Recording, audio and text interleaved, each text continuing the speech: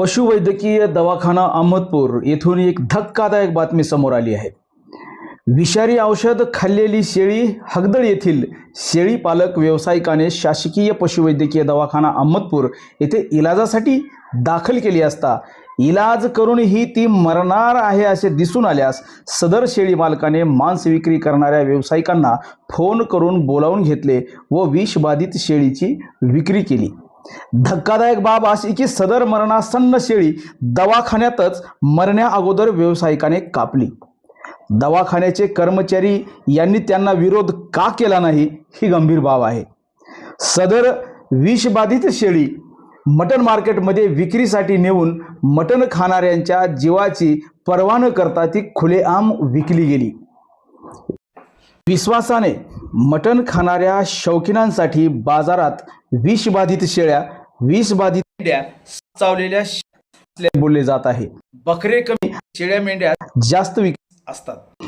अन्न औषध प्रशासन आयुक्त तुकाराम मुंढे यांचे आव्हान समोर असताना ही गंभीर बाब समोर येत आहे। सातली माणुसकी हरवत चालली आहे का काय असा सवाल उपस्थित होतो। आम्हाला काय बोलता येते त्यांच्या पुढे तरी? पण तिला आजार काय होता?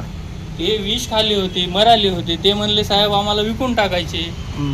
मग आता हीच शेळी बाजारात विकाय जाणार का? हीच शेळी बाजारात विकाय जाणार। आता ते घेणारे आहेत, ते विकणारे आहेत। आता त्यांना आम्ही विकू तरी कसं नका म्हणावं त्याला, आणि त्यांना घेऊ तरी कसं म्हणावं? तुम्ही दवाखान्यात शेळी कापू कशी दिली हे सांगा नाही, आता ते कापले पुढं,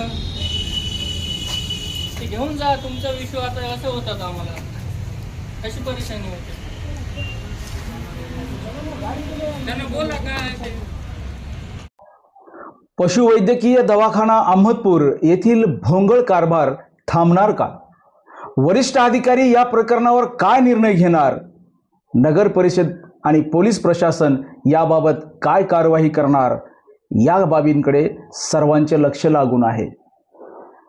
लातूर आणि परिसरामध्ये गेल्या वर्षीच कुत्र्याचे मांस असलेल्या बिर्याणी खाऊन लोकांना आजाराला सामोरं जावं लागलं। ही बाब असतानाच अहमदपूरमध्ये अशा प्रकारच्या घटना निंदनीय असल्याची चर्चा परिसरातून व्यक्त होत आहे। अशाच नवनवीन बातम्या आणि अपडेट पाहण्यासाठी पाहत रहा जय हिंद न्यूज मराठी। सबस्क्राईब करा आणि अपडेट रहा। धन्यवाद।